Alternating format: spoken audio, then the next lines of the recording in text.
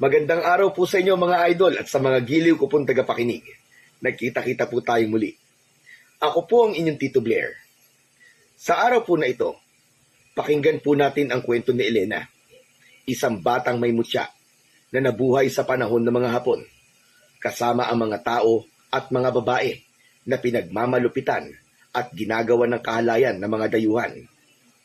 Ano ang magiging papel ni Elena para ipaglaban at maging malaya muli ang bansang Pilipinas laban sa mga manlulupig na hindi lang basta-basta mga dayuhan na nais manako, kundi mga literal na kampon ng kadiliman na hayok sa dugo at laman ng mga tao.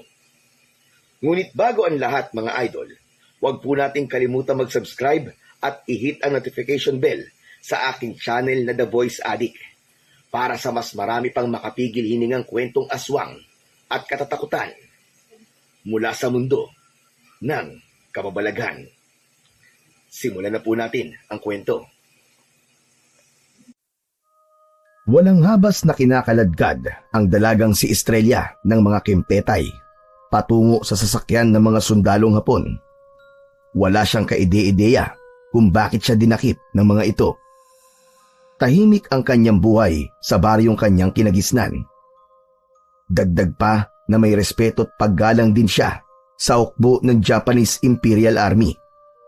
Panahon pa ng Hapon yun sa taong 1942 hanggang 1945. Ano ba? Sinabing bitawan niyo ako! Bakit niyo ba ako dinadakip, ha?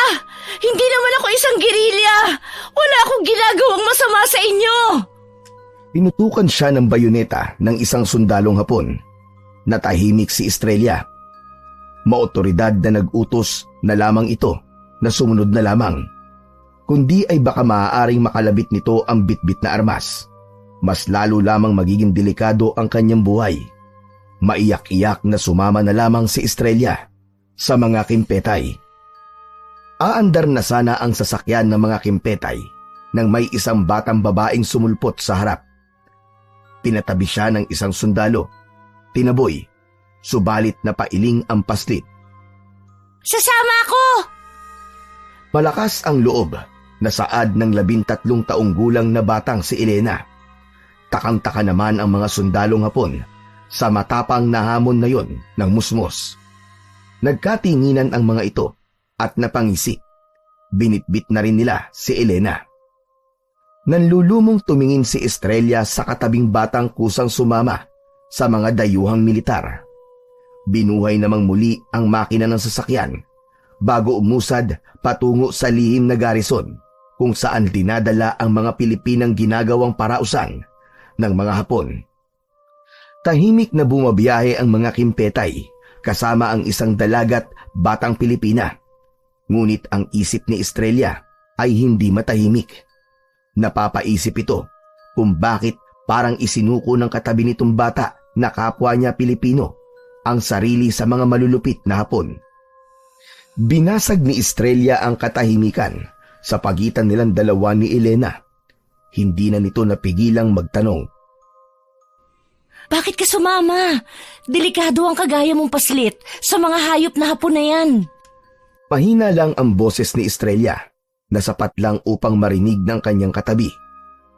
Alangang tumingin siya sa mga Hapon na masama na ang pagkakatitig sa kanya. Napangiwi siya sa bitbit ng mga itong bayoneta. Marahil yung ibang nakasakay na Kempetay nakakaintindi ng kanilang wika. Kaya nag-iingat din ang dalaga na hindi marinig ng mga ito ang kanyang sinasabi.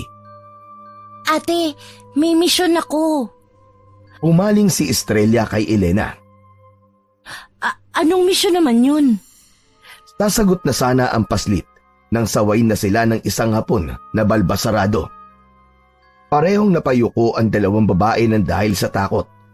Nanatiling nakatikom ang bibig ng dalawang Pilipina hanggang sa dumating na sila sa sikretong comfort station. Ang lugar kung saan ginagawa ang kababuyan ng mga Hapon sa mga kababaihang Pilipina. Sa pilitang kinaladkad si Estrella ng mga Kempetay papasok sa garrison, habang ang batang si Elena naman kusang sumunod sa mga militar. Inosente ang itsura ng batang paslit pero makikita na may pagkamisteryosa. Bitiwan niyo ako! Kusa ako sasama sa inyo! Napapiksi ang dalaga pero hindi pa rin ito binibitiwan ng mga sundalo. Hindi nga sabi ako tatakas! Ano ba? Napalingon ang lahat nang biglang lumabas si Colonel Yamaguchi sa sikretong garrison. Kaagad na sumunod naman ang mga sundalong Hapon at kinalagan siya mula sa maigpit na pagkakahawak. Hindi makapaniwala si Estrella na ang nasa likod pala ng kanyang pagkakadakip ay ang kaibigan ng kanyang yumaong ama na isang kernel na Hapon. Isang pinagkakatiwalaang Hapon noong hindi pa ganap na sinasakop ang Pilipinas ng bansang Japan mula sa ikalawang digmaang pandaigdig. Ikaw? Musta ka? Binibining Estrella. Long time no see. Hayop ka! Ikaw ang may gawa sa akin ito? Nanginginig ang mga kamay ni Estrella sa galit. Biglang kumulo ang kanyang dugo at para bang sasabog na ang kanyang ulo sa kanyang natuklasan. Bakit mo to ginawa sa akin? Kaibigan ka ng sundalong ama ko ah! Nanginginig na mangiyak-ngiyak na sa galit si Estrella. Bago siya lagutan ng hininga mula sa kanyang laban sa mga rebelde, Ikaw ang binabanggit niyang tutulong sa amin. Pero bakit mo ginagawa sa akin ito? Maghunos diri ka, Estrella. Ikaw ay dinakip para aking pangaragaan. Ayaw mo ba nun? Sinungaling! May pumapatak na mga butil na luha mula sa mga mata ng dalaga. Batid ko kung bakit mo ako dinala rito. Para gawing parausan. Hayop ka! Anong gusto mo? Ipapalapa mo rin ako sa mga sundalo mo? Ha? Bababuyin niyo ako gaya ng ginagawa niyo sa mga kababaihang nandito? Lumapit ang kolonel kay Estrella. Piniga nito ang pisngi ng dalaga. Pinakatitigan siya nito ng masama. Huwag kang mag-arara, Binibining Estrella. Hindi ka gagarawin ng aking mga sundalo. Aking karang. Akin. Marahas na binitiwan siya ng kolonel. Bumakas ang pagbaon ng mga kuko ng Hapon. Tumalikod ang kolonel at inutusan ang mga sundalo nito. Shuni irete kudasai. Darin si Binibining Estrella sa kisirida. At ang mga bata, isama sa mga kababaiyang nais niyong pagsasaan mamayang gabi. Bantayan niyong maigi si Binibining Estrella at huwag niyong hahayaang makatakas. Mariwanag! Sabay-sabay na sumugot ang mga sundalo sa kanilang lengguwahe at sinunod ang utos ng kanilang taysa. Walang pakundangang hinawakan si Estrella ng mga kimpetay habang ang batang si Elena naman hindi mahawak-hawakan ng mga ito. Para kasing napapaso ang mga sundalong Hapon sa tuwing magtatangkang hawakan ang paslit, na ipinagtaka naman ng dalaga. Sa kabila nun, kagaya kanina ay kusang sumunod ang musmos papasok sa garrison. Ikinulong si Estrella sa silid ng taysa na hiwalay sa kwarto ng mga kababaihang ginagawang parausan ng ibang mga sundalong Hapon. Tinutukan naman ng matalim na bayoneta ng mga Hapon ang batang si Elena para pumasok sa silid ng mga babaeng tinipon para doon pagsawaan ng mga dayuhan. Hindi naman umangal ang paslit. Pagpasok ni Elena sa silid ng mga comfort woman, nakarinig siya ng pagbalyan ng pagsara ng pinto. Nagsumiksik naman sa sulok ang mga kababaihan sa tromang inabot ng mga ito gabi-gabi. Huwag po kayong matakot sa akin, mga ate. Bata lang po ako at hindi halimaw. Sila po ang mga halimaw. Shh! Hinaan mo ang boses mo. Baka marinig ka nila, bata. Mahinang saway sa kanya ng kulot na babaeng gulagulanit ang damit. Puro may mga pasa ito sa katawan. Marungis na rin ang itsura. Siguro dahil sa gabi-gabing pinagpipiesta ng katawan nito ng mga Hapon. Ngunit sa kabila ng maruming itsura ng babae na paulit-ulit ginagamit ng mga dayuhan, hindi pa rin maikukubli ang gandang taglay ng babae. Oo, tama ka. Mga halimaw sila. Dahil gabi-gabi nila kaming pinagsasamantalahan. O di kaya'y pinapatay at kinakain. Wala naman kaming ginagawang kasalanan sa kanila. Patawarin sana sila ng Diyos sa mga kalapastangan ng ginagawa nila sa amin. May tumulong luha mula sa kaliwang mata ng babae. Halatang awang-awa ito sa sarili at kinamumuhian nito ang mga Hapon na pumatay sa buong pagkatao at puri nito. Hindi lang po sila halimaw sa ginagawa sa inyo, ate. Totoo po silang mga halimaw, mga alagad ng dilim. Pinahid ng babae ang butil na tumulo sa mata. Naguguluhang tinanong siya nito kung ano ang ibig niyang sabihin. Halimaw? Ano bang ibig mong sabihin sa halimaw, bata? Kinakabahan ang babae pero hindi muna isiniwalat ni Elena ang kanyang nalalaman. Sa halip, nagpakilala siya rito at sa iba pang mga babaeng nakakulong sa kwartong yun. Saka ko na po sasabihin. Pero ate, hindi po bata ang pangalan ko. Elena. Elena po ang aking pangalan. Ikaw po ate, ano po ang pangalan mo? Tumalikod ang babaeng gulagulanit ang kasuotan at tumingin muna sa kapwa nito mga comfort woman bago bumaling sa kanya. Therese. Ako si Sister Therese. Sister Therese? Ibig pong sabihin, madre po kayo? Tumango ang isa sa mga biktima na comfort woman. Oo, Elena. Isang buwan na nilang tinanggal ang aking abito. At isang buwan na rin nila akong ginagamit. Sa labis na awa, mahigpit na niyakap niya si Sister Teresa. Ate Therese, tahan na po. Lalaban po tayo sa kanila. Makakatakas po tayo rito. Mala si Sister Teresa sa pagkakayakap sa bata. Ipinapasa Diyos ko na lamang ang magiging kapalaran natin sa kamay ng mga Hapon. Batid ko na may plano siya para sa atin. Ililigtas niya tayo sa lugar na ito. Tumabat naman ang isang babaeng comfort woman din, kagaya ng madre na wala nang magagawa ang Diyos na sinasabi nito. Kung mabuti raw ang Panginoon, malamang matagal na silang nakatakas sa impyernong lugar na yon. Wala daw kwenta ang Panginoong palaging pinagdarasalan ni Sister Teresa. Bawiin mo yung sinabi mo, Ramona. Kaya nangyayari sa atin ang ganitong pagsubok dahil may rason siya. Nababatid ko sa aking puso na may dahilan kaya nila tayo sinasakop. Alam niya yon. Patuloy lang tayong magpakabuti at wag na wag tayong titigil naman ng palataya sa kanya. Walang ibang tutulong sa atin kundi siya lang at ang ating mga sarili. Magdasal tayo. Mamayang gabi, maghahasik na naman sila ng lagim. Sasakupin ulit nila tayo. Napasinghap ang mga kapwa nito comfort woman at sumali sa pagdarasal, habang yung ibang mga babae naman ay napapailing na lamang sa inaasta ni Sister Teresa. Nagro-rosaryo na ito at nag-uusal lang taimtim na panalangin. Luluhod na rin sana ang batang si Elena upang makiisa sa pagdarasal. Subalit napapitlag siya nang makarinig mula sa malayo ng tawanan at mga pagyabag. Mula pa sa kabilang dako nun at ilang kilometro pa ang layo, may narinig siyang mga palitan ng putukan na lumalaban sa mga kimpetay. Mga gerilya yun na nasa liblib ng kagubatan.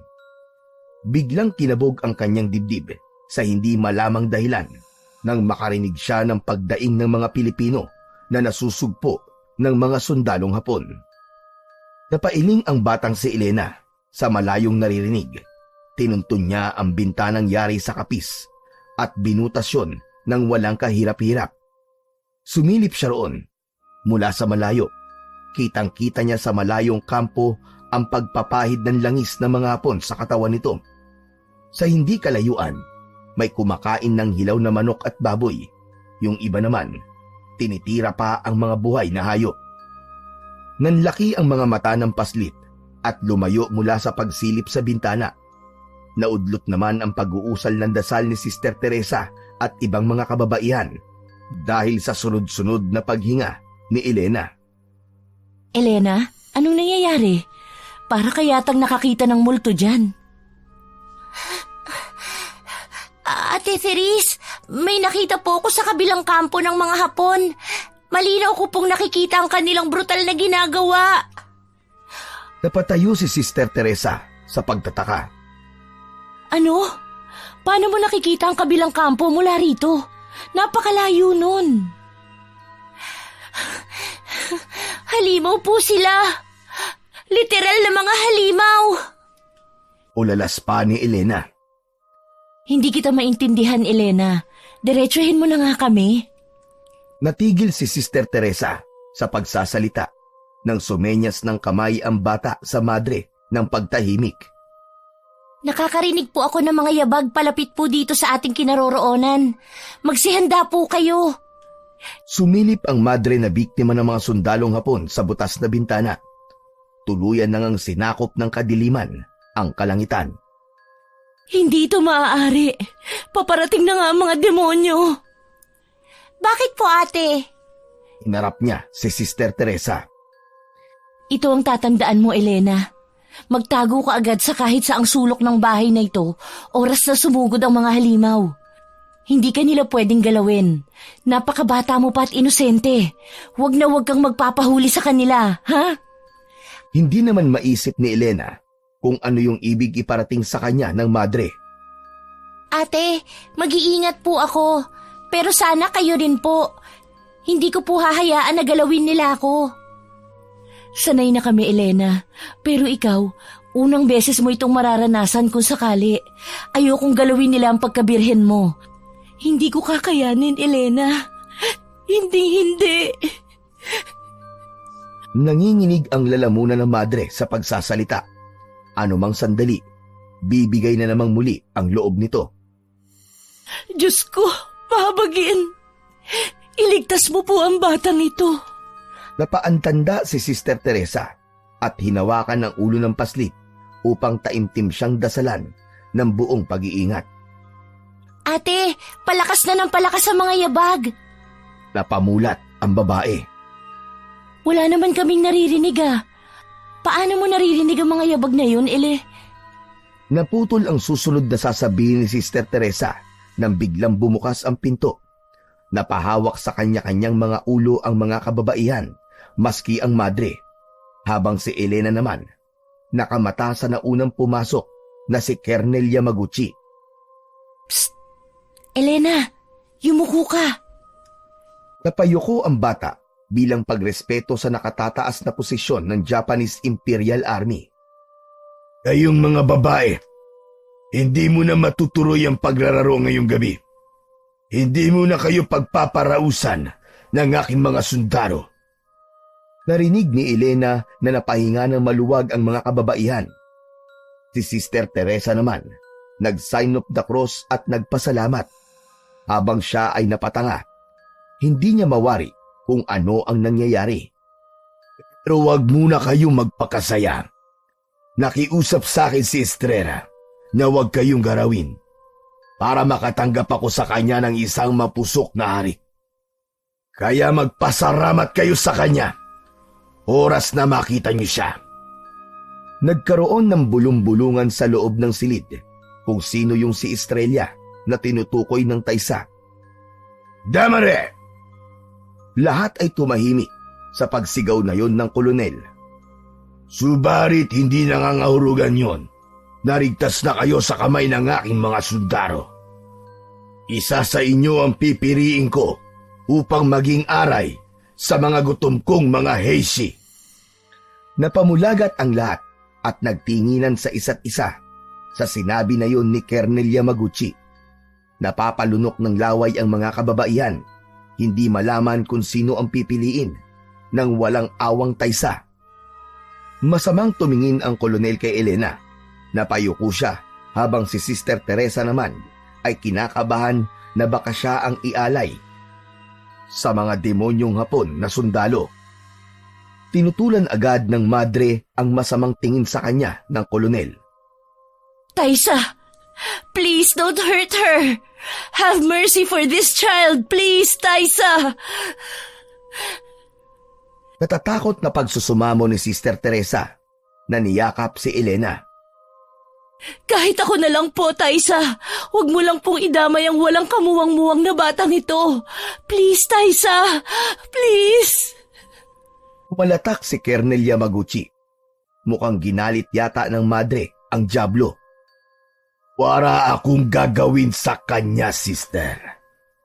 Huwag kang matakot. Bumaling ito sa isang babaeng halos humalik na sa saig, si Ramona. Ang umuusig kay Sister Teresa sa sinasamba nitong Panginoon. Ikaw ang pipiriin ko. Napailing-iling si Ramona at kinaway-kaway ang mga kamay upang hindi siya dakpin. Ngunit buo na ang desisyon ni Colonel Yamaguchi. Pinabitbit siya nito sa mga kimpetay at inilabas sa may comfort station. Nagbingi-bingihan naman ang lahat ng mga kababaihang natitira sa silid na yon.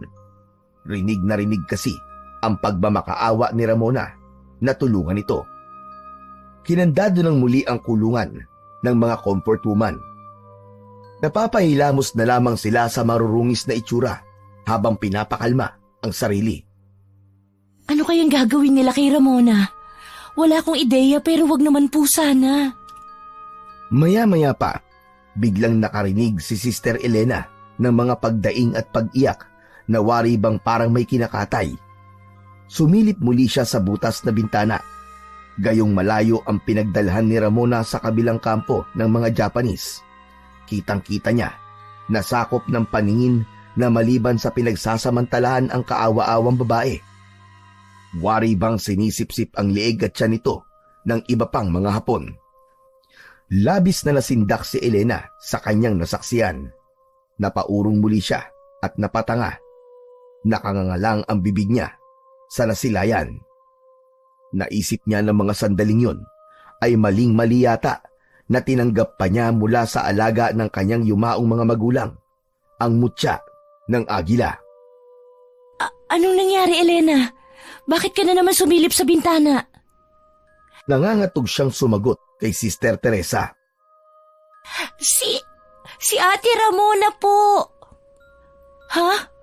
Paano mong nasisilip si Ramona dyan sa labas? Di ba nasa kabilang kampo pa yun? Napakalayo pa nun para... Si Ate Ramona po, Ate Therese. Kinakain po nila. Napaupo siya sa labis na panlulumo. Sa ganoong murang edad, nakakasaksi na siya ng ganoong klaseng brutal na pagpatay ng isang tao. Hindi niya maidedetalye sa mga nakakatandang mga babaeng naroon ang nangyari. Pero malinaw na malinaw sa kanyang isip na pinagpipiestahan ang kaawa-awang katawan ni Ramona ng mga hindi pangkaraniwang nilalang na mga sundalong dayuhan. Tumatak na talaga sa kanyang utak ang karumal-dumal na sinapit ng kanyang kababayan sa kamay ng mga halimaw na Hapon. Nagsilapitan kay Elena ang mga kababaihan. Pinapawi ng mga ito ang kanyang tromang nararanasan. Kaya kailangan palagi kang maging handa sa iyong maririnig at makikita, Elena. Nasa kalagitnaan tayo ng digmaan. Ang mga kalalakihan nakikidigma para lumaya tayo sa mga mananakop na Hapones na yan. Habang tayong mga babae, nakikidigma gabi-gabi upang maproteksyonan nitong ating mga purit kaluluwa. Pero wala tayong magagawa. Mga armado sila. Kung hindi natin ihahain sa halimaw ang ating mga putahe, papatayin nila tayo. Ayaw naman nating mamatay sa kamay ng mga Hapon, hindi ba? Umigil na rin si Elena sa kakaiyak. Tinatagan na lamang niya ang kanyang kalooban. Siguro, masasanay rin siya. Gaya na lang ng harap-harapang pagpaslang sa kanyang mga magulang ng mga Hapon na yon. Pati ang mga agila na alaga ng kanyang ama na itinuturing na pambansang ibon sa Pilipinas, hindi pinalagpas ng mga banyagang mananakop. Pero Elena, nagtataka talaga ako sa'yo. Hindi ko malaman pero paano mo nakikita at naririnig ng malinaw ang nagaganap sa kabilang kuta ng mga Hapon? Napakalayo nun dito sa sikretong garrison. Paano? May tinatago ka ba sa amin? Meron ka bang kakayahan? Diretsong napatitig lang siya sa kanyang ating naglilingkod sa Diyos.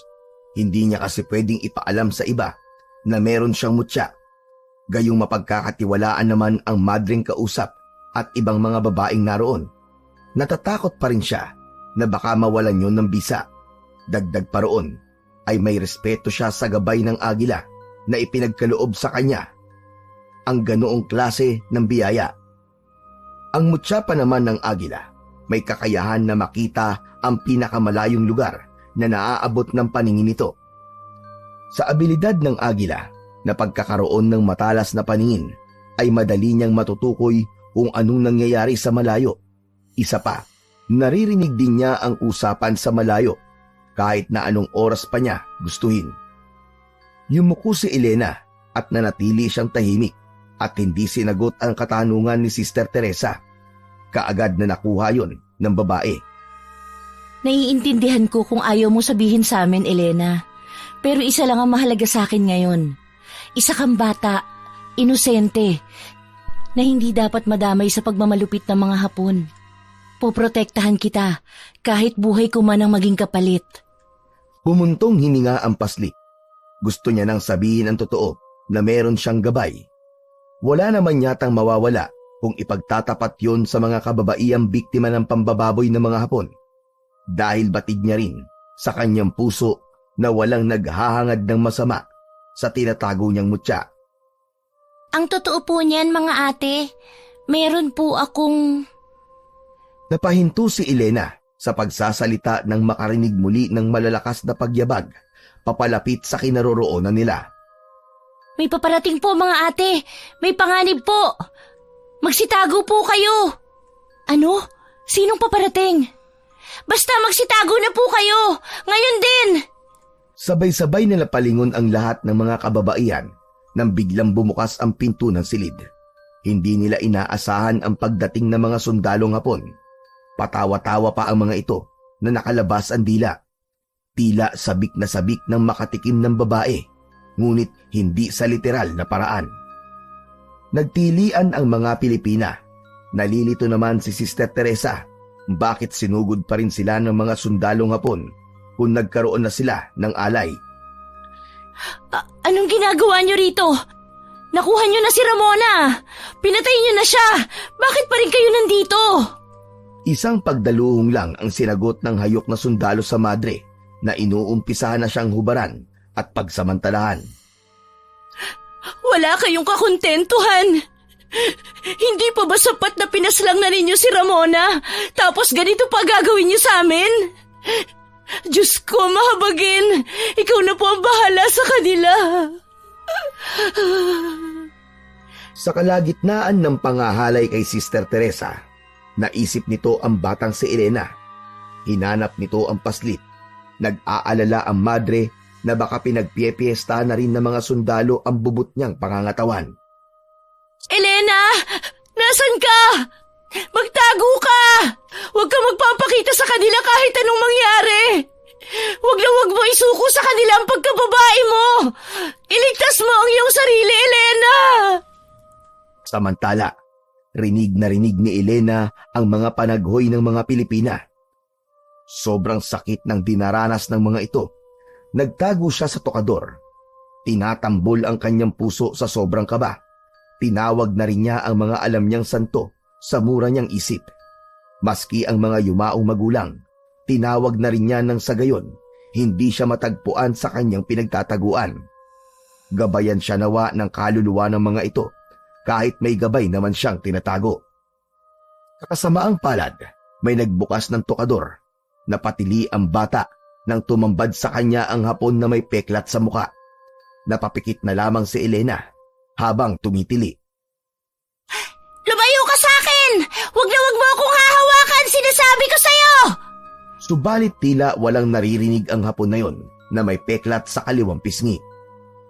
Lumayo ka! Tangka na sana siyang bubuhatin ito nang parang nakaramdam ito ng init sa katawan. Parang napapaso ang sundalong Hapon na yon. Natigilan ang Hapon at tumingin sa kanya. Sinabi nang lumayo ka eh! Tinulak ni Elena ang lalaki. Sa pagtulak niya sa sundalo, sa isang iglap ay biglang may gumapang na apoy sa buo nitong katawan. Naghuhumiyaw sa sobrang init ang sundalo hanggang sa tuluyan nitong masunog. Tumigil naman ang mga sundalong patuloy na kinakabayo ang mga kababaihan. Gimbal na gimbal ang mga kasundaluhan sa napaslang ng isang batang Pilipina sa kasamahan nila. Napurnada ang panggagahasa ng mga Hapon sa comfort woman. Pinuntiryan nila si Elena upang hulihin. Bakit sila tumigil? Teka, Hinang-hinang bumangon si Sister Teresa na tinakpan ang hubad nitong pangangatawan. Nasilayan nito ang nangangamoy na sunog na katawan ng isa sa kampon ng dyablo. sinong may gawa niyan? Napabalikwas sila ng lingon na para bang may tinutugis ang mga sundalo na isang bubuwit. Dinig nila na hulihin daw ang kodomo na sa wikang Tagalog ay bata. Hindi maaari. Si Elena? Si Elena ang gumawa sa sundalong yan?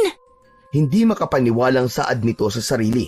Sa paglabas nila Sister Teresa sa silid na yon, mas lalo pa silang nagimbal na patay na ang mga sundalong Hapon na yon. Kagaya sa nangyari sa may sundalong may pilat sa muka, sunog na sunog din ang katawan ng mga ito. Umuusok-usok pa ang mga bangkay. Napapailing na lamang ang madre sa kalunos-lunos na sinapit na mga Hapon sa kamay lang ng isang batang paslit. Elena! Nasaan ka? Magpakita ka sa amin! Sa ilang segundo lamang, biglang lumitaw sa harap nila si Elena. Napasapo sa dibdib si Sister Teresa. Ate Therese, nandito na po ako. Ikaw bang may gawa ng mga ito sa sundalo? Yumuko ang musmos bilang tugon. Pero paano? Hindi ko na maipaliwanag ang nangyayari sa iyong bata ka. Ate, kasi... May mutya po ako ng agila. Lumukot ang muka ni Sister Teresa. Mutya ng agila? Ano yun? Ito po ang gabay ko para proteksyonan po ako laban sa masasama. Napapikit na umiling-iling ang madre. Hindi. Teka, ibig mo bang sabihin, meron kang kapangyarihan? Malakas na napatango ang bata. Opo ate, at ang kapangyarihan ko na ito, nagmula sa alagang agila ng aking ama, sa tirahan po namin sa kabundukan. Ugon pa niya. Hindi pwedeng mangyari ito. Iisa lang ang may kapangyarihan sa lahat. At walang iba kundi ang Panginoong Diyos. Paano ka magkakaroon ng kapangyarihan? Sa maniwala ka man o sa hindi ate, may mga nilalang dito sa ating mundo na hindi natin maipaliwanag. Ang alaga pong agila ng aking ama, isa po siyang hulog ng langit sa amin. Noong namatay sina ama at ina, may ibinigay po sa akin ng agilang yon mula sa mga kuko nito. At ito po yun. May dinukot si Elena mula sa maselang bahagi ng kanyang katawan. Mula sa kanyang salungsuob, kinuha niya yung mahiwagang bato. Ibinida niya sa mga kababaihang nandoon ang mutya na bato ng agila na hugis mata. Para rin itong araw kung titingnan, ito ay sumisimbolo sa talas ng paningin at kakayahang makita ang katotohanan sa kabila ng dilim. Madali ko rin pong matukoy kung anong tinatagong katauhan ng mga sundalong Hapon na yon. Hindi ako makapaniwala. May ganyan palang uri ng kapangyarihan. Manghang-mangha ang mga comfort woman sa taglay na batong hawak ni Elena. Ibig sabihin, mga halimaw talaga ang mga Hapon na yon? Literal na halimaw maliban sa pananamantala sa amin? Opo ate, mga aswang po sila. Natuptop ng madre at ng iba pang mga kababaihan ang kanilang bibig. Hindi. Nagsasabi po ako ng totoo ate, hindi nagsisinungaling ang aking mutya. Naramdaman niya agad na mga aswang ang mga dayuhan na yon. Kaya sila kumakain ng mga hilaw na karne gaya ng manok at baboy. Napa-sign of the cross si Sister Teresa. Paano kaya yun, Elena? Hindi kaya magiging isa kami sa kanila? Nagkibit balikat na lang siya. Hindi ko rin mawari, ate. Pero... Hindi na naman niya na ituloy ang susunod na sasabihin nang magliwanag ang batong tangan. Itinago niya uli ang kanyang mutya at dali-daling pumasok sa silid ng sabihin niya ang kanyang mga narinig. Kinakabahan ako, Elena. Baka ipapatay nila tayo oras na makita nila ang iyong ginawa. Abadong saad ni Sister Teresa. Huwag po kayong mag-alala, ate. Ako pong bahala sa inyo. Napaigtad ang lahat nang marinig ang galit na sigaw ng Taysa. Sila Kernel Yamaguchi pala ang mga pumanhik. Sino ang gumawa ng karapastanganan sa aking mga sundaro? Kaya parang nangangamoy sunog. Magbabayad siya. Napaurong ang lahat sa muling pagbukas ng pinto ng silid. Ipinagdaop nila ang kanilang mga palad sa labis na takot sa mga dayuhang sundalo. Kayong mga babae kayo. Sinong sumunog sa mga kasundaruan ko? Sino? Gustong magsalita ng mga kababaihan at ituro ang batang si Elena, pero walang naglakas ng loob dahil ayaw rin naman nilang mamatay ang bata. Tumingin si Elena kay Sister Teresa. Magbabalak na sana siyang tumayo upang isuko ang sarili, pero panay ang iling ng madre. Wag, Elena. Wag! Subalit huli na upang hindi madamay ang kanyang mga kasamang babae sa comfort station. Nagtapat na siya sa Taysa. Ako po, Colonel. Ako po ang pumaslang sa mga sundalo niyo. Walang bahid na ekspresyon ang nanalaitay sa mukha ni Elena. Maliban sa pagkaseryoso, humagalpak ng tawa si Kernel Yamaguchi.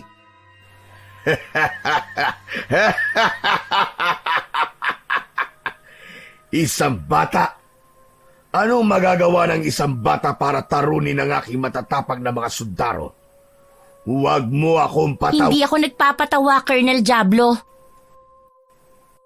Matapang naputol na saad niya sa nakatataas na sundalo ng mga Hapon. Ako ang pumaslang sa kanila. Sinunog ko sila dahil wala silang awa. Kagaya mo! Muhit ang pagkabagsik sa itsura ni Kernel Yamaguchi. Napakatapang mo. Sige, tignan natin ngayon kung nasaan pa rin ang tapang mo kapag pinugot ko ang ulo mo gamit ang katanang ito. Wag! Wag, Taysa! Wag! Hinugot ni Kernel Yamaguchi ang kanyang samurai at pinanghampas sa kanya. Hindi man lang natamaan si Elena, bagkus ay bigla na lamang itong naglahong parang bula. Nagpalinga-linga ito sa palibot ng silid ng mga comfort woman. Asaan? Nasaan ang bibwit na yun? Lingid sa kaalaman ng Taysa, nasa likuran pala nito si Elena. Ako ba ang hinahanap mo, Colonel Diablo? Lilingon pa sana si Kernel Yamaguchi nang hawakan niya ito. Isang matinding pagkapaso ang naramdaman ng koronel. Aray! Ang init! Napapaso ako! May biglang gumapang na apoy sa uniforme ng kolonel. Kaagad nito yung inagapan sa pamamagitan ng paggulong. Ano? Naniniwala ka na ba sa akin na ako ang pumaslang sa mga sundalo mo? Sarkastikong wika niya rito. Tumindig ang Taysa at napangisi. Hindi ka pangkaraniwang bata. Kailangan mag-ingat ako sa'yo. Talagang mag-iingat ka sa akin, Colonel Diablo. Kundi, tutuluyan kitang tupukin gamit ang aking kapangyarihan. Nanlilisik ang mga mata ni Kernel Yamaguchi sa pangiinsulto ni Elena. Ano ba ang gusto mo, bata? Para hindi mo ko pasrangin. Isa lang ang hihilingin ko, Taysa. Palayain mo ang mga kababaihang narito. Palayain mo kami. Napangisi ang koronel sa pagsabi nun ni Elena. Ganun ba? Sige. Napakasimple. Pararayain ko kayo. Bigyan mo ramang ako ng ilang minuto para makapag-isip. Huwag ka nang mag-isip. Palayain mo na kami rito. Pati ang babaeng kinulong mo sa iyong silid. Bahagyang napaisip si Kernel Yamaguchi. Ang ibig mo bang sabihin ay ang aking pinakamamahar na estrela? Oo, siya nga. Yun lang ang pakiusap ko. Nang sa ganon, hindi ko na magamit sa inyo ang aking kapangyarihan. Mahinang natawa si Kernel Yamaguchi. Napakatapang mong pasrit ka. Porket may bit-bit kang kapangyarihan. Gawin mo na! Ulyaw na pananakot ni Elena. Sinusian ni Colonel Yamaguchi ang silid sa hindi kalayuan sa kwarto ng mga komportuman. Lumabas si Estrella na bakas ang magkahalong pagtataka at takot. Pagkatapos ay isa-isa nitong tinapunan ng tingin ang mga kababaihan. Anong ibig sabihin nito, Colonel Yamaguchi? Papalayain mo na ba kami? Umawa ng malakas ang Colonel. Kasunod nun, ang paggapos nito ng bisig ng hapon sa leeg ni Estrella. May hinugot ang taysa sa bewang nito. Isang delikadong maliit na baril na itinutok nito sa sintido ni Estrella. Anong gagawin mo sa akin? Bakit mo tinututok sa akin ang barel? Maawa ka! Anahimik ka, Estrella! Ikaw! Basrit! Tukoy nito kay Elena na nakaawang na ang bibig. Ganon din sina Sister Teresa at ibang mga kababaihan. Huwag mo sasaktan si Ate Estrella! Nagsusumamo ako sa'yo! Huwag mong iputok yan! Hindi ko ipuputok to, Pasrit. Pero ibigay mo sa akin ang itinatago mong kapangyarihan. Pakakawaran ko ang babaeng ito. Nagdalawang isip si Elena. Hindi niya pwedeng ilabas ang mutyang itinatago niya at ibigay sa iba. Subalit kung hindi naman niya isusuko ang kanyang gabay, baka mapahamak naman ang isa pa niyang kalahing Pilipina. Ang misyon niya naman talaga ay ang proteksyonan nito, kahit di niya batid kung bakit. Ano, Pasrit? Ibibigay mo ba sa akin ang kapangyarihan mo o papasrangin ko ang kababayan mo? Ayaw mo naman sigurong may mamatay pa, hindi ba? Huwag kang sumunod sa kampo ng dilim. Itago mo yan. Kailangan mo yan para mailigtas ang ating bayan. Hayaan mo na ako. Naiiyak na si Elena. Hindi niya pwedeng hayaang may dumanak na naman na dugo ng kanyang kababayan sa kampo ng mga Hapon. Elena, iligtas mo siya. Mahinang pakiusap naman ng madre. Wala na siyang nagawa kundi ilabas ang mutya ng agila mula sa kanyang panty. Ibinigay niya kay Colonel Yamaguchi ang mahiwagang batong yun, gayong labag sa kanyang kalooban. Napahalakhak si Colonel Yamaguchi. Kasunod nun ay pinakawalan nito si Estrella at sumama sa mga kapwa Pilipina. Mahigpit na hinawakan yun ng Colonel at itinapat sa dibdib. Magiging marakas na ako. Mas rarong magiging marakas. Maiyak-iyak ang batang babae sa kanyang ginawa. Wala na. Normal na lamang akong bata. Patawarin mo ko. Dapat hinayaan mo na lang akong mamatay. Estrella, huwag kang magsalita ng ganyan. Nararapat lamang tayong mabuhay pa ng matagal sa mundong ito. Wala po akong pinagsisisihan, mga ate. Ginawa ko lang po ang tama. Sa kanya na ang mutya ng agila. Ang importante, buhay pa rin po tayo. Anong pinag-uusapan niyo dyan? Napabaling ang lahat sa maotoridad na tinig ng kolonel. Pagsipasok na kayo sa kanya-kanya niyong mga sirid. At ikaw, Estrella, pumasok ka na sa sirid ko. Hindi! Ayoko! Akala ko ba palalayain mo na kami kapag binigay na sa'yo ng batang ito ang gusto mo? Sa tingin mo ba, tumutupad ako sa usapan? Hindi. Raro na ngayon, mas makapangyarihan na ako. Hindi niyo pa yata ako kilalang lahat. Isa akong tusong taysa. At walang sino man ang makakanigtas sa mga kamay ko. Pumailan lang ang pagtawang yun ni Colonel Yamaguchi. Tinaliman muli sila nito ng malaagilang mga mata na nag-aapoy sa galit. Kitang-kita na ni Elena ang pagiging mabisa nito sa dyablo. Sumunod na ang lahat ng mga kababaihang biyag ng mga sundalong Hapones. Napabulong naman si Elena. Sigurado akong hindi rin magtatagal sa isang taong maitim na budhi ang mutya ng agila.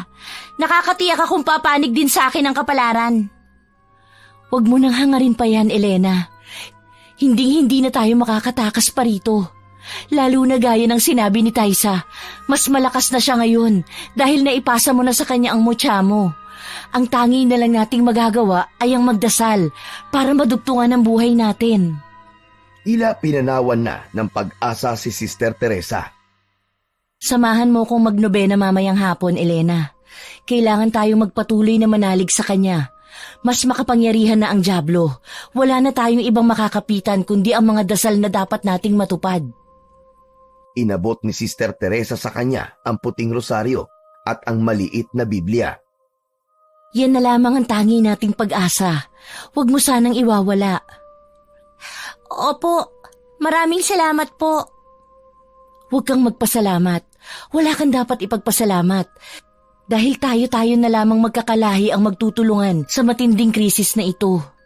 Isinarado nila ang pinto ng silid.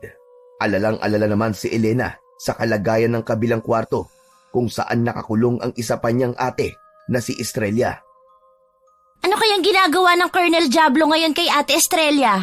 Para po kasing naririnig ko siyang umiiyak. Ganap na ngang nawala ang bisa ng mutya sa'yo, Elena. Dahil pare-pareho na tayo ng naririnig. At malamang, ginagamit ng Taisa ngayon ng katawan ni Estrella. Napaantanda si Sister Teresa. Panginoon naming tagapagligtas, iligtas niyo po si Estrella sa kamay ng Diablo. Ate Firis! Dumilat ang madre ng sandaling yun. Ano yun, Elena? May paraan pa po para makatakas tayo dito at makahingi ng tulong sa mga gerilya. Pumalatay ang pagtataka nito sa itsura sa kanyang naiisip. Ha? Paano? Tinungo ng batang si Elena ang bintana. Gumawa pa siya ng malaking butas doon. Napahigit mula siya ng malalim na paghinga bago naglikha ng isang malakas na pagsipol. Sobrang tagal ng pagsipol na yon na umabot pa hanggang 10 segundo. Elena, ano bang ginagawa mo? Baka marinig ka ng mga sundalo. Huwag ka po mag-alala, Ate Firis. Hindi nila maririnig ang pagsipol ko. Paano ka nakakasigurado? Ang pagsipol ko na yon ay espesyal lamang para sa isa kong alagang kaibigan na nagkaloob sa akin ng mutya. Launan, may kumalampag sa bintanang yari sa kapis. Gamit ang mga kuko ng agila, bahagyang nawarat ang bintanang yon. Nakapasok ang malaking ibon na ikinabahala ng madre. Palabasin mo yung alaga mo rito, Elena. Matutunugan tayo ng mga hapon. Saglit na saglit lang ito, Ate Firis, mga kasama. Uutusan ko lang ang kaibigan kong agila na iparating sa mga gerilya kung saan tayo naroroon. May inusal si Elena sa malaking ibon na yon. Nang makuha yun ng agila, saka ito matayog na lumipad palayo. Pambihira ka talagang bata ka. Nakakausap mo sila? Opo, tinuruan kasi ako ng ama ko kung paano magkaroon ng komunikasyon sa mga agila. Kaya pala ikaw ang napili para sa mutya nila. Ganun na nga po, ate. At nararapat lang na maibalik sa'yo ang mutya na kinuha sa'yo ng Taisang yun. Tipid na napangiti si Elena. Kung para talaga sa akin yun, ate, kusa yung babalik sa akin. Nilamon na ng dilim ang buong paligid. Pasado 7:00 na ng gabi, kakatapos lang magdobena ng mga kababaihan.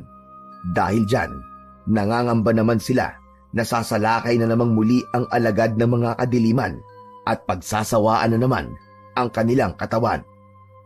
Magsihanda na kayo! Paparating na sila! Pahinang sambit ni Sister Teresa. Niyakap ng mga kababaihan ang isa't isa.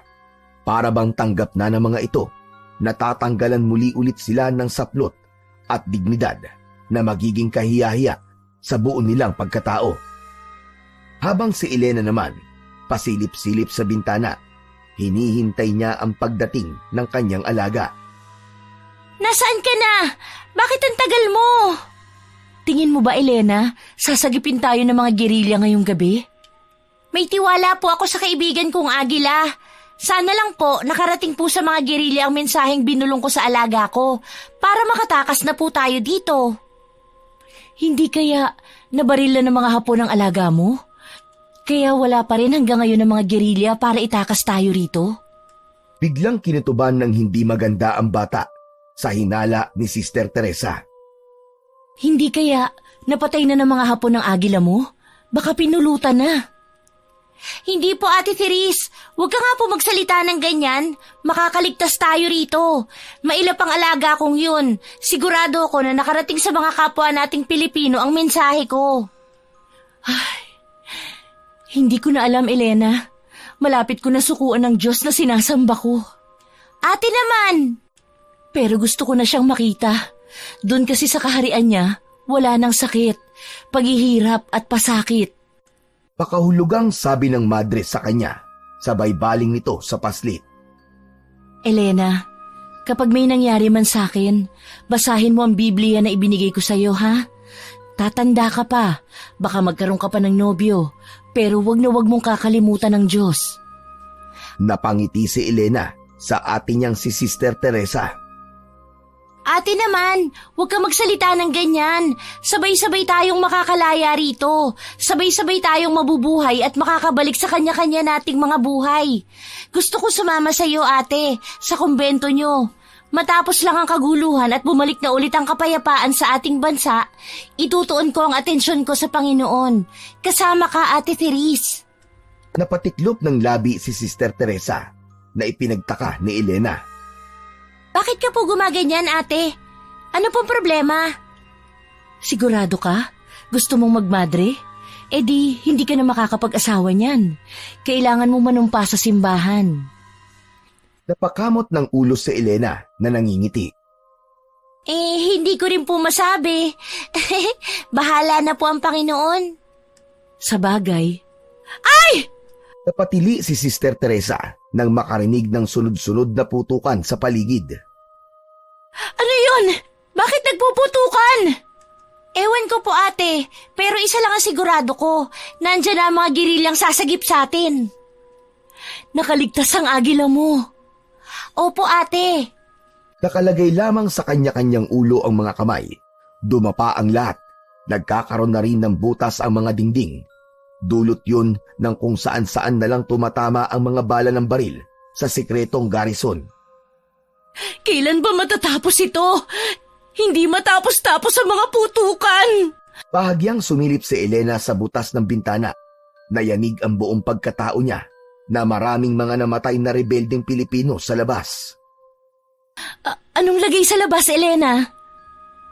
Ate, natatalo na po ang mga gerilya. Ano? Pero bakit? Hinala ko, ate, dahil hawak na ng Diablong Colonel ang mutyang inagaw niya sa akin, madali niyang natunugan na susugod sa atin ng mga gerilya. Magiging malakas po kasi ang pakiramdam ng taong may hawak ng gabay ng agile. Kaya nakapaghanda po sila. Paano yan? Hindi na tayo makakaligtas? Natameme na si Elena. Hindi niya na sinagot ang madre. Sa halip, sumipol siya ng malakas. Agad na dumating ang alaga niyang agila at nakapasok sa loob ng garrison. Kaibigan, tulungan mo ko. Bawiin mo ang mutya na binigay mo sa akin noon kay Colonel Yamaguchi. Magagawa mo ba yun? Idinipan na lamang ng malaking ibon ang malapad nitong mga pakpak, saka mabilis na lumipad palabas. Nagahari pa rin ang mga putukan sa kuta ng mga Hapon. Wala silang ibang ginawa noon, kundi ang manalangin ng manalangin sa gitna ng nagpapalitang putukan sa pagitan ng mga gerilya at kempetay. Hanggang sa may biglang nagbukas ng pinto ng silid.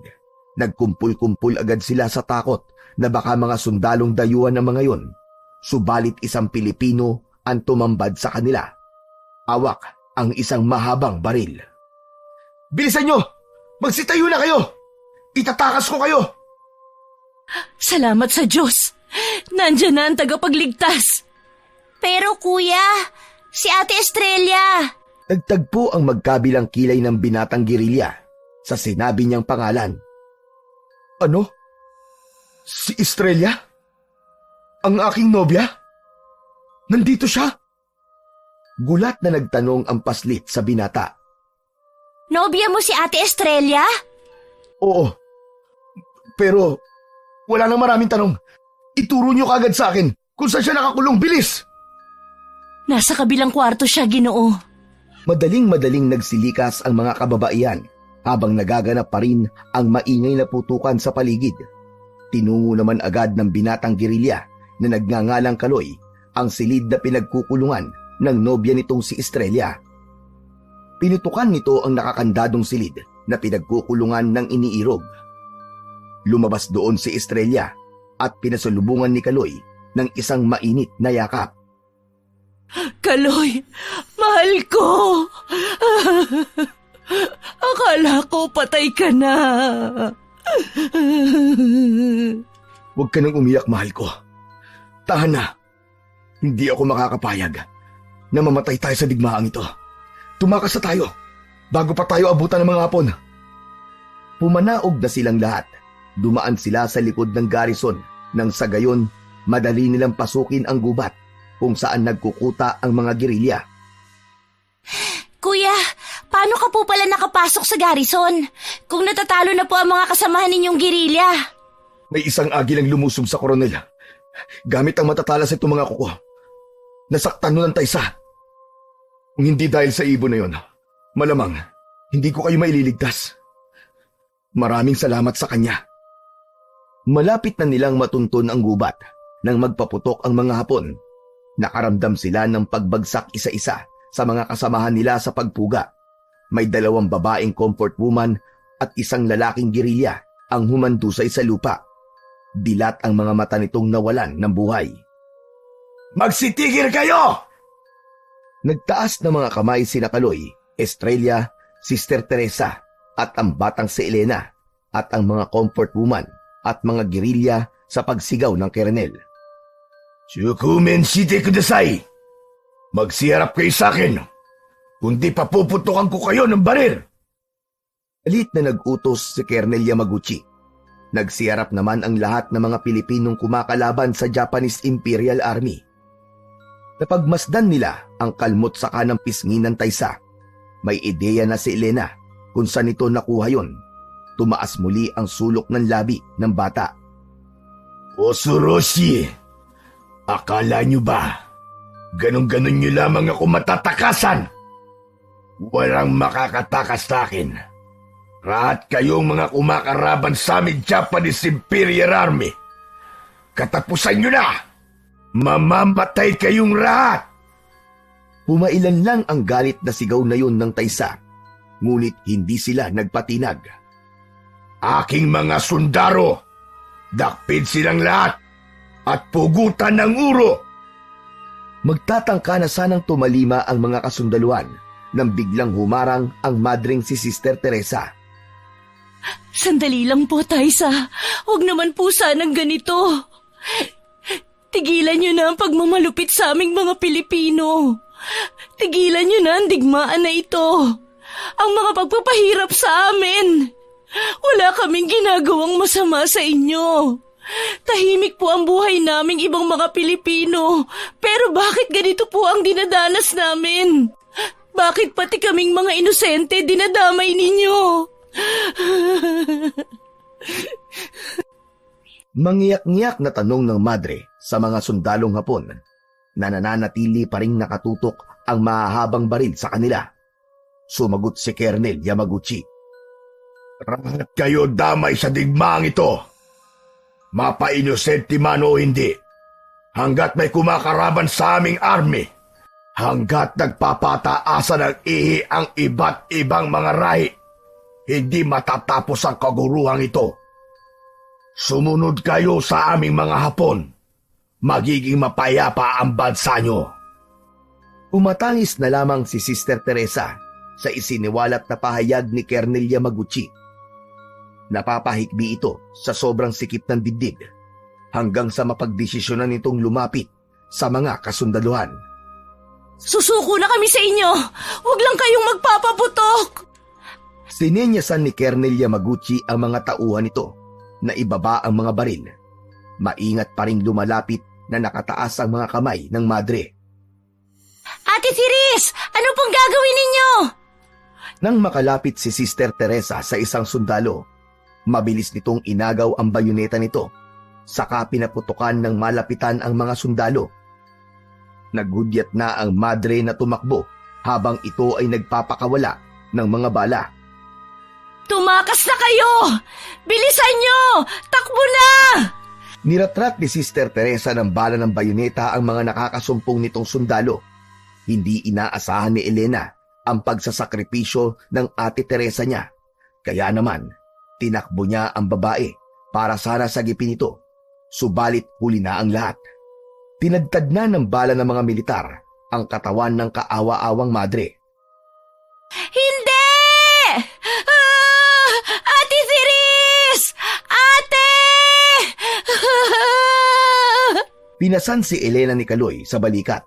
Mabilis silang pumulas bago pa sila mahagip ng tingga ng bala ng baril. Ibaba mo ako! Si Ate Ceres! Ate! Wala na tayong magagawa sa kanya, bata. Ipagdasal na lang natin ang kanyang kaluluwa. Naalala bigla ni Elena ang mga pinag-usapan nila ni Sister Teresa. Ang masaya't makabuluhan nilang pag-uusap na dalawa. Akala niya, sa pagtatapos ng gera laban sa mga Hapon, makakasama pa niya ang ate niyang madre. Doon pala siya nagkakamali. Dahil doon din pala sa digmaang yon ang katapusan ng alagad ng Diyos na biktima ng pang-aabuso ng mga Hapon. Tagumpay na nakatakas ang ilang mga gerilya, comfort woman, kasama sina Kaloy, Estrella at ang batang si Elena sa pagpapaputok ng mga dayuhan. Nakarating na rin sila sa kuta ng mga gerilya. Hindi naman magkandagulapay si Elena na isipin pa rin ang sinapit na kamatayan ng kaibigan niyang madre. Nakikiramay ako. Elena, tama? Tinabihan ni Estrella ang malungkot na batang si Elena habang pinagmamasdan ang sigaan. Yun ang nagsisilbing liwanag nilang mga gerilya kapag kumagat na ang dilim sa paligid. Hindi niya sinagot ang dalaga. Nilulukob pa rin siya ng kalungkutan sa pagkawala ng matalik na kaibigan. Sa palagay ko nga, tama ako. Elena ang iyong pangalan. Nakikiramay ako para sa atin, Ate Estrella. Hindi lang ako ang nawalan dito, kundi tayong mga Pilipino.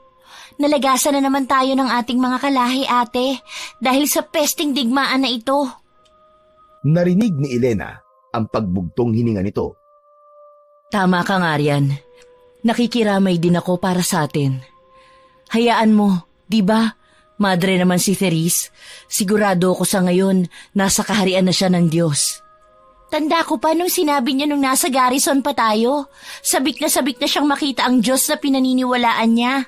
At ayun na nga, tinupad niya yun. Isinakripisyo niya ang kanyang sarili para sa bayan, para makasama ang ating Diyos na lumikha.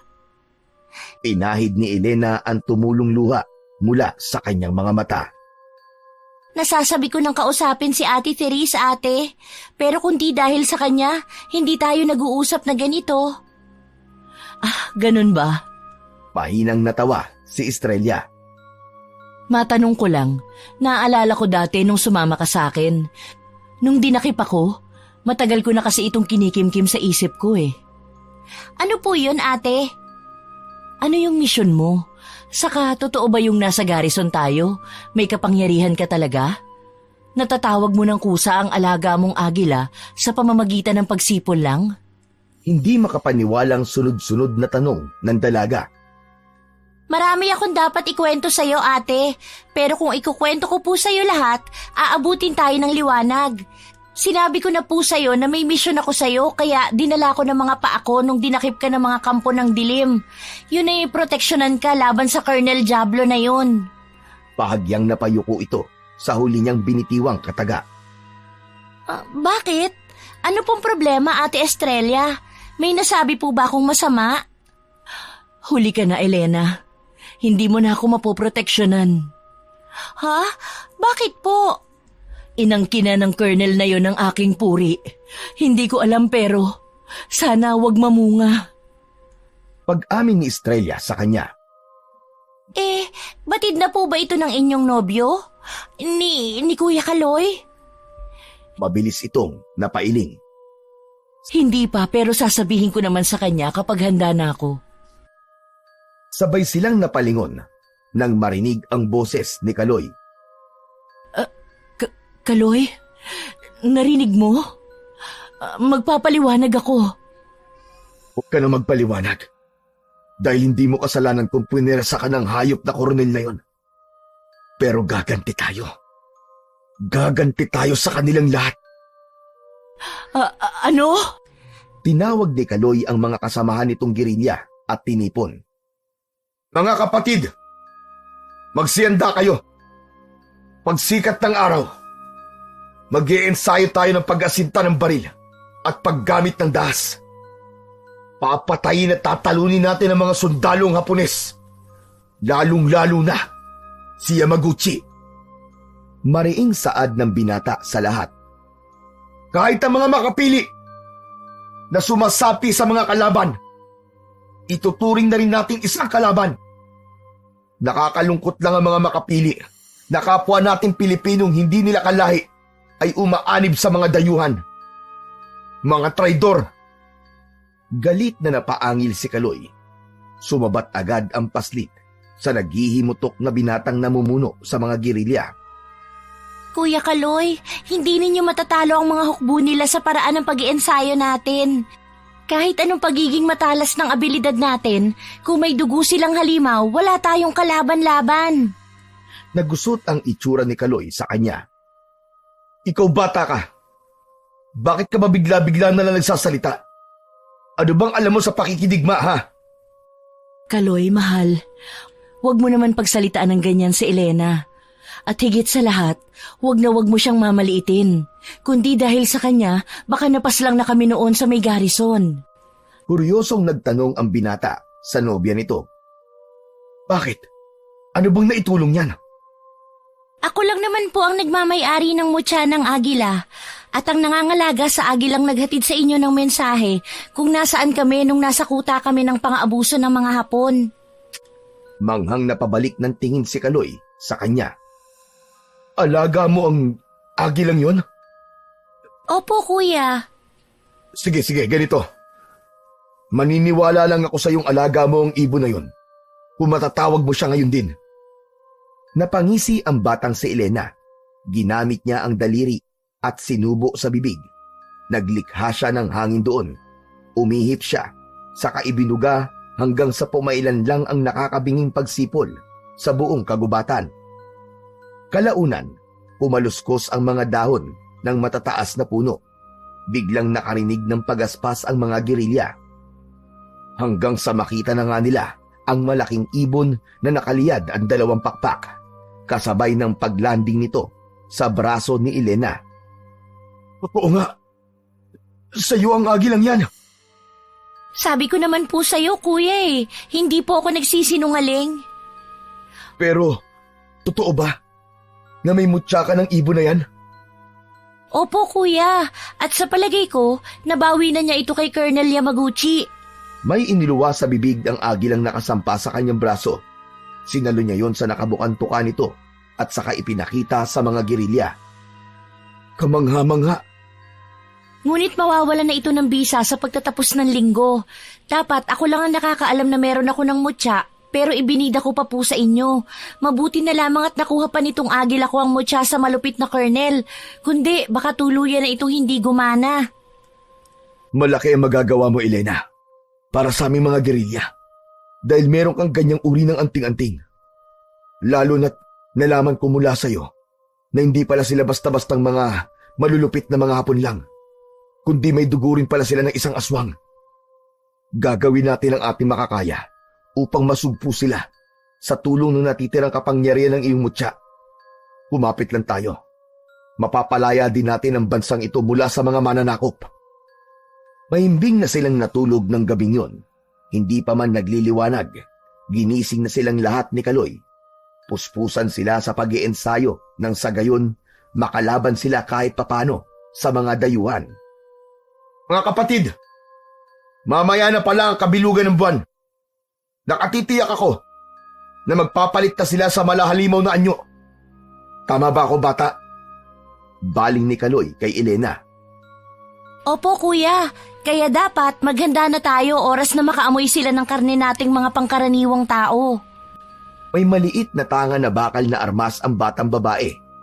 Inasinta niya ang mga lata na mahigit na 4 na kilometro ang layo mula sa kampo. Sa talas ng kanyang mga mata sa kapangyarihan ng mutya ng agila, lahat ng mga nakailerang lata ay kanyang napatumba. Naririnig din niya sa kalayuan ang mga pinapatay na mga Hapon na Pilipino sa may piitan. Kung di man pinupugutan ng ulo ang mga ito, kinukuryente muna, inilulublob sa drum na punong-puno ng tubig o hindi kaya ay nilalatigo. Nagbingi-bingihan na lamang si Elena sa kanyang mga naririnig. Mga kapatid, magpahinga na tayo. Inabutan na tayo ng liwanag. May 3 oras na tayong walang tigil sa kakainsayo. Malamang, lahat tayo ay gutom na. Kami ng 5 kong kasama, hahanap muna ako ng makakain natin para maigsan kahit papano ang nararamdaman nating gutom at uhaw. Siya nga pala, mahal. Saan tayo kukuha ng mga makakain natin at saka iinumin? May malapit na malinis na batis dito. Di ko lang kabisado kung saan. Sa makakain naman, sana may masumpungan tayo kahit prutas o gulay lang. Kuya, ate, magpatulong tayo sa alaga kong agila. Sumipol si Elena at mabilis na lumitaw mula sa kalangitan ang ibong yon. Lumapag yon muli sa braso ng paslit. Kaibigan, matutulungan mo ba silang humanap ng makakain at pag-iinuman natin? Sadyang kailangan na talaga namin eh.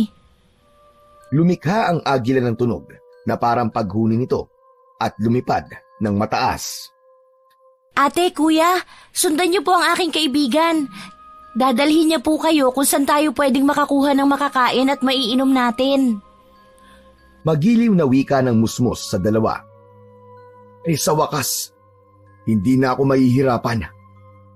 Malaking tulong talaga ang alaga mong yan para sa ating mga Pilipino sa gitna ng magulong bansa na ito na pinag-aagawan ng mga dayuhan.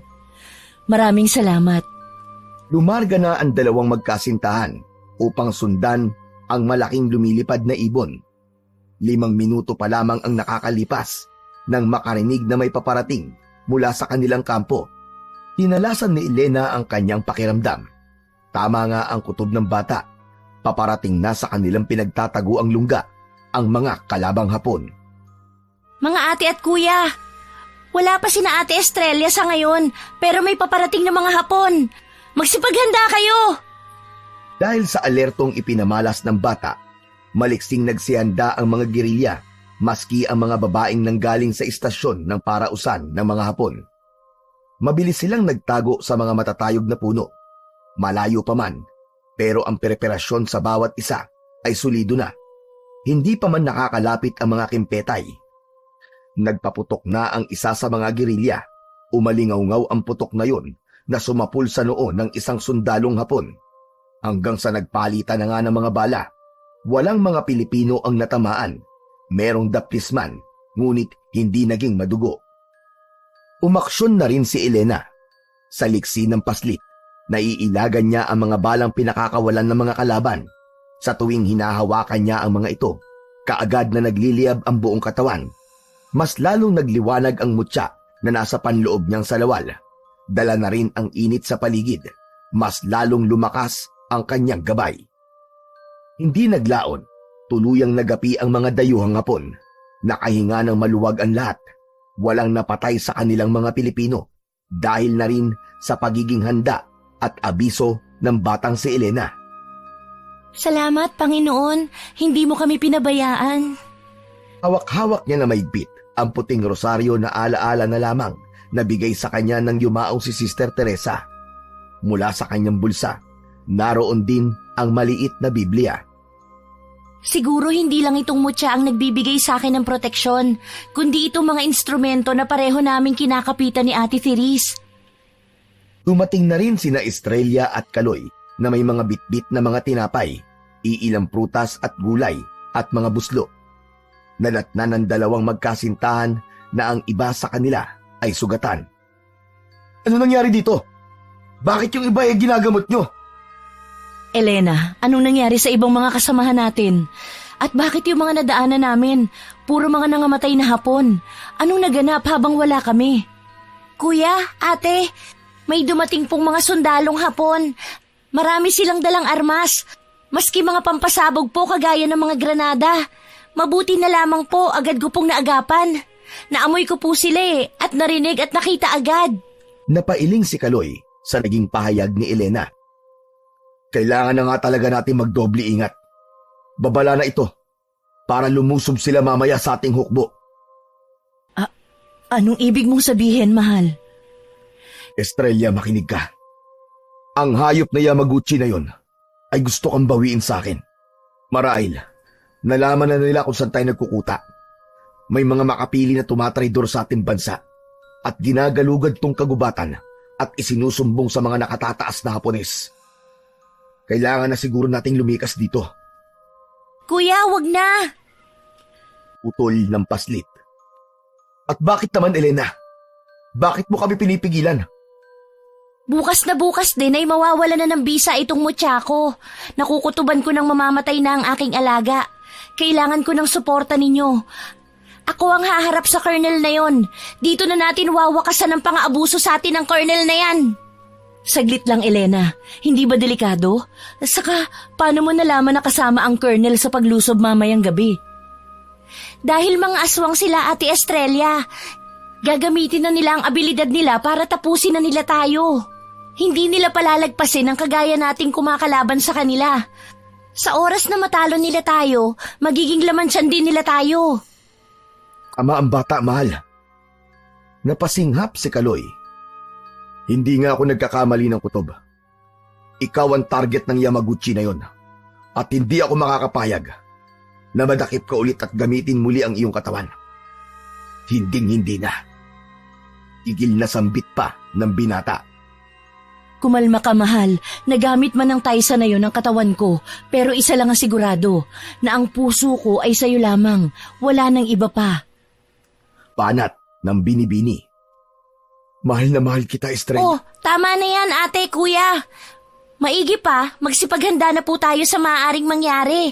May mga armas pa po ba tayo? May mga karga na po ba? Nagsikilos na ang mga gerilya at mga kababaihan sa pagsasalansan ng mga armas. Hinihimas niya naman ang balahibo ng alagang agila. Habang nagbabasa ng mga berso sa Biblia, saglit pa, kinausap niya ng maramdamin ang malaking ibong nakasampa sa kanyang balikat. Aking kaibigan, hindi ko akalain na sa oras pala na mamatay ang bisa ng mutya, mamamatay ka na rin pala. Natandaan ko bigla ang sinabi ni Amang tungkol doon. Napakasakit lang na malaman bakit pahahantong sa ganon.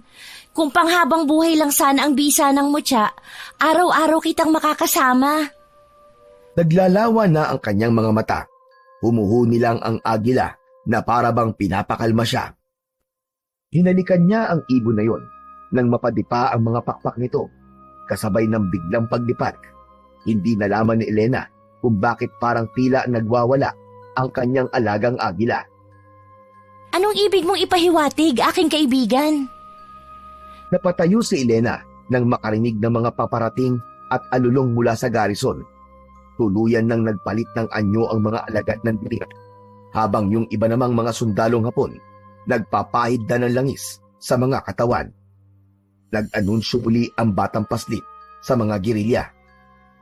Magsipaghanda na kayo, mga ate at kuya. Yung iba sa kanila nagpapalit na ng anyo. Nagkatinginan pa ang dalawa magkasintahan sa gulat. Kung ganon, hihintayin natin sila dito. Matiim na saad ni Kaloy. Elena, buo na ba ang desisyon mo? Haharapin mo sila? Ate Estrella, nasa akin ang mutya. Ako ang pinili ng gabay upang iligtas ang bansang ito. Oo, bata pa lang ako, pero hindi ako dapat maliitin. Dahil maliit man ako sa paningin ng iba, nakakapuwing din. Tumindi ang liwanag ng batong mutya na nasa loob ng kanyang salawal. Mas tumindi rin ang init, kaya bahagyang napangiwi ang batang babae sa pagkapasok. Tama ka, Elena. Pinatunayan mo lamang din sa akin at sa lahat na babae man nila kung tayo'y ituring, hindi yung tanda ng pagiging mahina natin, kundi ang paninindigan na maging tapat sa ating bayang sinilangan. Patikas na tugon naman ng dalaga. Kumporme ang ibang mga Pilipino sa kanilang pwesto. Nakahanda na sila gaya ng naunang pagsagupa sa mga sundalong Hapon. Nang humuni na ang agilang alaga ni Elena, hindi na siya nagpatumpik-tumpik pa, kundi nanguna siya sa paghaharap sa mga sundalong aswang na Hapones. Laban sa kanya na may bitbit na mutya kasama ang mga kapwa Pilipino. Malapit na sila! Ulong ni Elena sa sarili. Dinukot na ng paslit ang mutya sa kanyang panty at tiningnan sa kanang kamay habang ang kaliwang kamay naman ito ay tangan ang puting rosaryo. Para sa inyo to, Sister Therese, at sa lahat ng mga pinaslang ng mga Hapon na ito. Pagkakasabay na itinaas ni Elena ang mutya at rosaryo sa liwanag ng buwan ng gabing yun. Mabilis na sumusugod pasulong ang mga hayok na mga sundalong Hapon mula sa anyong lobong aswang. Nang malapit na ang isang aswang at akma na siyang dadaluhungin, ipinansalag niya ang mutya at rosaryo. Hindi pa man siya nasasakmal nito. Bigla na itong sumabog at naging abo sa isang iglap. Sige! Lumapit kayo! Lapit! Napatingala ang paslit nang malakas na humuni ang agila niyang alaga sa itaas. Nasa sentro ito ng bilog na buwan, kaya naman mas tumindi pa ang kapangyarihan ni Elena. Napapaligiran na siya ng mga lobong aswang. Sabay-sabay siyang nilusob ng mga ito. Dahil sa liksi ng kapangyarihan ng kanyang gabay at talas ng mga mata, mabilis siyang nakaiwas. Nagbuga ng matinding liwanag ang mutya ng agila at isa-isang tumama iyon sa mga aswang. Kaagad na nagiging abo ang mga aswang, na puno na sa kagubatan ng samot-saring mga putukan. Nakakatiyak siyang ang ibang mga alagad ng dilim na Hapones nasa kampo na ng kanyang Kuya Kaloy. Tinanggal ni Elena sa isip ang pag-aalala. Siguro kayang-kaya naman ng mga gerilya ang mga Hapones na nasa anyong aswang. Pinatindi pa niya ang konsentrasyon. Kapag nawala siya sa atensyon, baka bigla siyang dalihin o sagpangin ng mga pangil ng nakakatakot na mga nilalang. Patuloy na pinapasabog ng batang si Elena ang mga paparating na aswang. Nagtataka siya, wari bakit hindi maubos-ubos ang mga yon. Bakit parami sila ng parami? Hindi matapos-tapos? Lingid sa kanyang kaalaman, may nagbato patungo sa kanya ng granada. Napamulagat siya, maliksing na patalon, sa kasawiang palad. Unang beses niyang nakatamo ng pinsala. Hirap na hirap ang batang si Elena na makatayo. Tumilapon din sa malayo ang mutya at ang puting rosaryo na tangan niya. Gumapang siya patungo sa instrumento upang labanan ang mga Hapones na aswang. Subalit tinapakan yon ng isang may malapad na paang nilalang. Mabalbon yun. Kulay itim ang pangangatawan. Di gaya sa ibang mga aswang na Hapones. Kakaiba ito sa lahat dahil nakatayo ito at labas pa ang mahabang dila. Tangan din ito ang isang matalas na samurai. Pinakatitigang maigi niya kung sino yon. Bigla yun na mukaan ni Elena. Ha? Colonel Yamaguchi? Ulalas niya. Owara shimashita. Wara ka ng kawara ngayon. Ito na katapusan mo. Itinaas ng malahalimaw na anyo ni Colonel Yamaguchi ang sandata nito. Nagliwanag ang espada ng taysa, saka ibinagsak sa leeg ng paslit. Dadampi na sana ang talas ng katana sa leeg ni Elena nang hindi yun matuloy. Napatingala si Elena at nasilayan niya ang kanyang alagang agila na dinaklot ang mga mata ng koronel.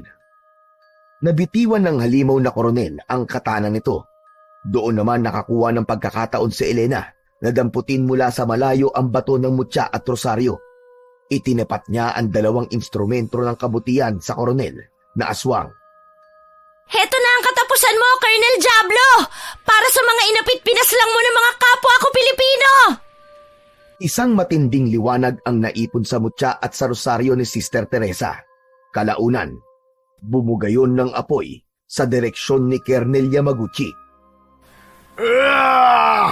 Hindi maaari! Kinain ito ng matinding liwanag hanggang sa matupok. Tanging bakas na lang ng korteng tao sa lupa ang nadatnan ng lahat. Umuusok-usok pa yun. Natanda na natalo ng isang batang paslit ang isang koronel. Pinaligiran yun ng mga gerilya at mga kababaihan. Nang makumpirmang natalo na nga nila ang koronel at naubos na rin ang mga aswang na Hapones, sumigaw silang lahat sa kagubatan, bit-bit ang pagbubunyi ng kanilang bansa. Para sa kalayaan! Para sa kalayaan! Mabuhay ang Pilipinas! Kalayaan ng Pilipinas! Kalayaan! Matapos ang sagupaan ng gabing yun sa mga Hapones na aswang, unti-unti na rin nagiging normal ang lahat. Naging malamig na ang sitwasyon. Unti-unti na rin nakakabangon ang mga Pilipino mula sa pagmamalupit ng bansang Japan. Ika-20 ng Oktubre, taong 1944, nagbalik si General Douglas MacArthur sa Leyte kasama ang Allied Forces na naging simula ng paglaya ng Pilipinas mula sa Hapon. Ika-5 naman ng Hulyo, taong 1945, formal na idiniklara ang ganap na paglaya ng Pilipinas mula sa kontrol ng bansang Japan. Isa na ring ganap na dalagita noon si Elena. Patay na ang alagang agila nito at tuluyan ng hinipan ng hangin ang mutya. Ganun pa man, masayang-masaya ang Musmos dahil nakalaya na ang Pilipinas sa mga Hapon. Sina Estrella at Kaloy naman, magsisimula na rin ng panibagong buhay. Saan ka na ngayon yan, Elena? Anong ni Estrella kay Elena? Papasok po ako sa kumbento, Ate Estrella. Doon na po ako mananahan sa tahanan ng Diyos. Yun po ang pinangako ko kay Ate Therese. Nasusunod ako sa yapak niya bilang isang madre. Napangiti rin si Kaloy sa kanya. Kung ganun, magkikita-kita pa rin pala tayo. Bakit po? Hindi mo ba alam na buntis ang Ate Estrella mo at magpapakasal kami kung saang simbahan ka naroroon? Magiliw na sinabi ni Kuya Kaloy. Napansin ni Elena na nangangambang hinaplos ng Ate Estrella niya ang nakaumbok na tiyan. Napalagok ito ng laway sa kaba. Pero, hindi po ba? Patid ko naman na ginamit siya ng kernel na yon. Buong puso ko naman tatanggapin kahit hindi ako maging ama ng bata. Basta anak ng pinakamamahal ko. Lubos ko ring mamahalin. Hinalikan pa ni Kaloy ang nasa sinapupunan ni Estrella. Hindi ka po ba nangangamba na maliban sa lahing Hapon ng maging anak ni Ate Estrella, baka may dugong... Aswang baka mo? Huwag mo munang isipin yun. Bibinyaga naman ang batang nasa tiyan mo, mahal ko, kapag ipinanganak na siya. Nagkibit balikat na lamang si Elena. Bahala na po ang Panginoon. Basta, biyaya ng may kapal at bubusugin niyo po siya sa mga pangaral, tanggap na tanggap po siya. O siya, Elena, aalis na kami. Sa Rizal, doon na kami magbabagong buhay. Pag-ingatan mo palagi ang iyong sarili, Elena. Napayuko si Elena bilang respeto. Huwag po kayong mag-alala, gagabayan ako palagi ng Panginoon. Kasabay ng paglisan ng magkasintahan, ang pagtingala ni Elena sa bughaw na kalangitan, nasisilayan pa rin niya na may mga ibong nagliliparan. Bigla niya tuloy nagunita ang alaga niyang kaibigan. Habang inaalala niya ang alagang agila na tumulong upang masugpo ang kasamaan, aalalahanin na rin niya na minsan na rin siyang naging bahagi ng kasaysayan na sana ay pahalagahan ng mga susunod pang henerasyon sa kasalukuyan.